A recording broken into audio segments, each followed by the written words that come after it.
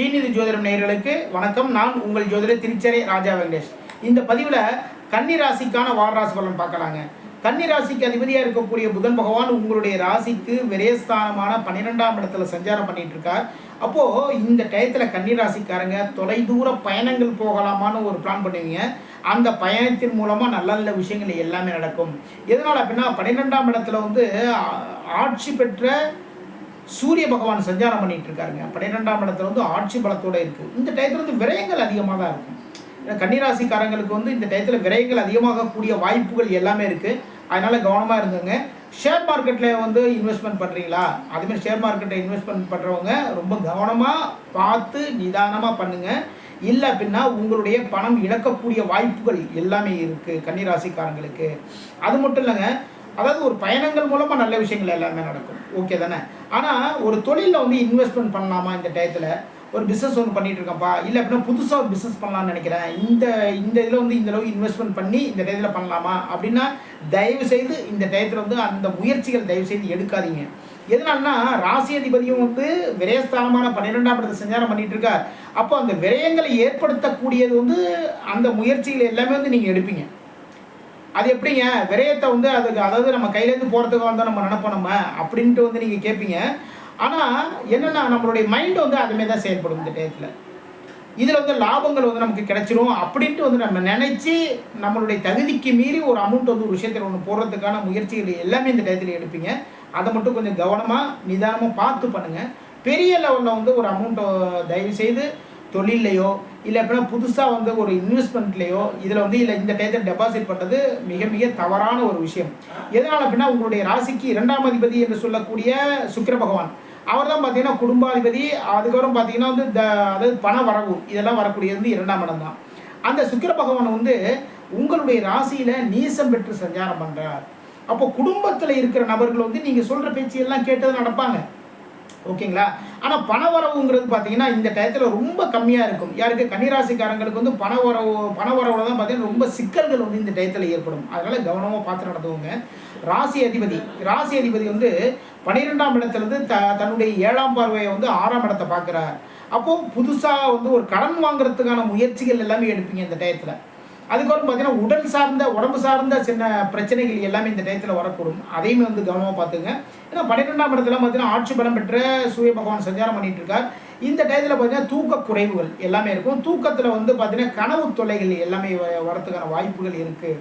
அது மட்டும் இல்லை, உங்களுடைய ராசியிலே பார்த்தீங்கன்னா கேது பகவான் சஞ்சாரம் பண்ணிட்டு இருக்கார். மனசில் அந்த குழப்பங்கள்லாம் இருக்குது இல்லைங்களா? அது இந்த டயத்தில் கொஞ்சம் அதிகமாகும். ஆமாங்க, ஒரு தொழில் தொடங்கலான்னு பார்த்தா இந்த டயத்தில் பெரிய லெவலில் இன்வெஸ்ட்மெண்ட் பண்ண வேணாம்னு சொல்கிறீங்க. ஆமாம், அந்த குழப்பத்தை கொடுப்பாரு. ஏன்னா அதுலேயுமே ஒரு தெளிவு கொடுக்க மாட்டாங்க.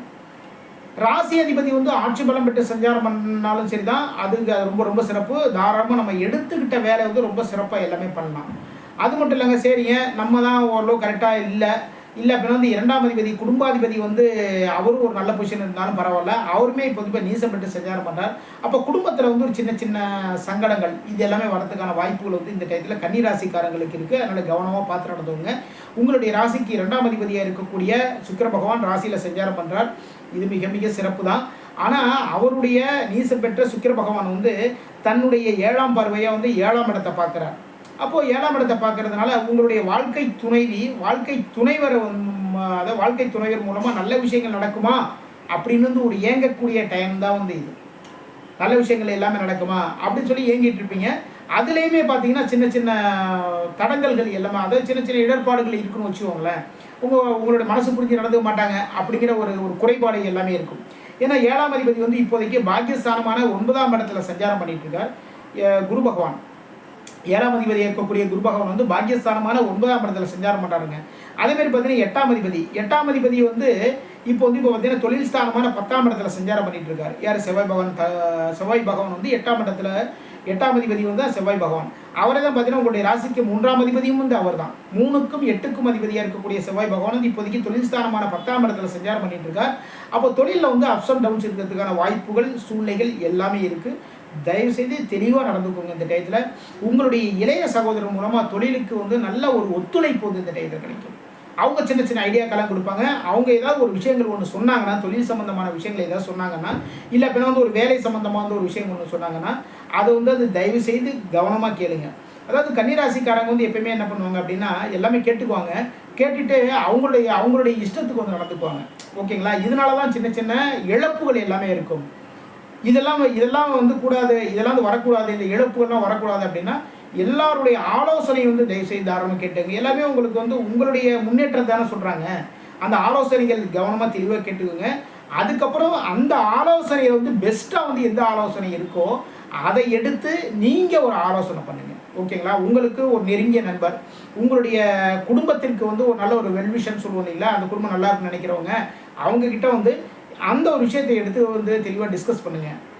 உங்களுடைய ராசிக்கு 6ஆம் அதிபதி இருக்கக்கூடிய சனி பகவான் 6ஆம் இடத்திலேயே வக்ரகதி பெற்று சஞ்சாரம் பண்ணுறார். இப்போ வயிறு சம்பந்தமான சின்ன சின்ன பிரச்சனைகள் வரதுக்கான வாய்ப்புகள் இருக்குது. நரம்பு சம்பந்தமான பிரச்சனை வரதுக்கான வாய்ப்புகள் இருக்குது. அதனால் கொஞ்சம் கவனமாக ஏதாவது ஒரு சின்ன சின்ன பிரச்சனை வந்தால் கூட சரி தான், கவனமாக ஒன்றுக்கொண்டே போய் டாக்டரை பார்த்துருங்க. இதை விட்டுட்டீங்க அப்படின்னா பெரிய லெவலில் தொல்லைகள் வரக்கூடிய வாய்ப்புகள் இருக்குது.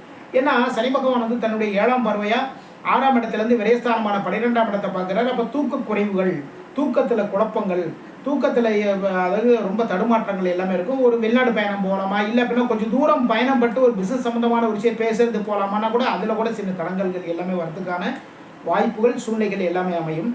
இப்போது இந்த வாரத்தில் எந்தெந்த நாட்களில் என்னென்ன சிறப்புங்கிறது வந்து கன்னிராசிக்கு பார்த்தலாங்க. 2ஆம் தேதி 3ஆம் தேதி இந்த டயத்தில் பார்த்தீங்கன்னா தூரதேச பயணங்கள் போகிறதுக்கான முயற்சிகள் எல்லாமே எடுப்பீங்க. ஒரு பிஸ்னஸ் சம்மந்தமான ஒரு விஷயம், அதுக்காக வந்து ஒருத்தரை போய் பார்த்து மீட் பண்ணி பேசலாம் அப்படின்ட்டு நம்ம வீட்டிலேருந்து அது ஒரு 10 கிலோமீட்டர் இருந்தாலும் சரி தான், 100 கிலோமீட்டர் இருந்தாலும் சரி தான், இதுமாரி என்ன வந்து ஒரு பயணம் உங்களுடைய பயணங்கள் இருக்கும். இல்லை அப்படின்னா ஒரு 5 கிலோமீட்டர் இருந்தால் கூட சரி தான், அந்த பிஸ்னஸ் சம்மந்தமான விஷயத்துக்கு வந்து பேசுகிறதுக்கு போவீங்க. பேசுகிறதுக்கு போய் அதில் அதில் வந்து அப்படி பேசும்போது தான் சொல்கிறேன், ரொம்ப கவனமாக தெளிவாக பார்த்து பேசுங்க. ஓகேங்களா? அந்த கவனத்தை வந்து தெளிவாக நீங்கள் வச்சுக்கிட்டீங்க அப்படின்னா அதில் சக்ஸஸ் கிடைக்கும், அதில் வெற்றிகள் கிடைக்கும். நல்ல உணவு, நிம்மதியான தூக்கங்கள் வந்து இந்த 2ஆம் தேதி 3ஆம் தேதி கிடைக்கிறதுக்கான வாய்ப்புகள் இருக்குது. அதுக்கப்புறம் பார்த்தீங்கன்னா 4, 5, 6 இந்த நாட்களில் பார்த்தீங்கன்னா மனசு வந்து ரொம்ப சந்தோஷமாக இருக்கும், உடம்பு சுறுசுறுப்பாக இருக்கும். எல்லா வேலைகளையுமே வந்து எடுத்து நீங்களே கையில் எடுத்து வந்து, அதாவது நமக்கு இந்த வேலை கொடுத்தாதான் செய்யணும்னு சில பேர் இருப்பாங்க இல்லைங்களா? அதேமாரி நீங்கள் இல்லாமல் வேலைகளை எடுத்து போட்டு செய்வாங்கன்னு சொல்லுவாங்க இல்லைங்களா? அப்படி ஒரு எடுத்து போட்டு செய்கிற டைமிங் தான் வந்து இந்த 4, 5, 6 எல்லா வேலைகளும் ரொம்ப சுறுசுறுப்பாக எல்லாம் பண்ணுவீங்க.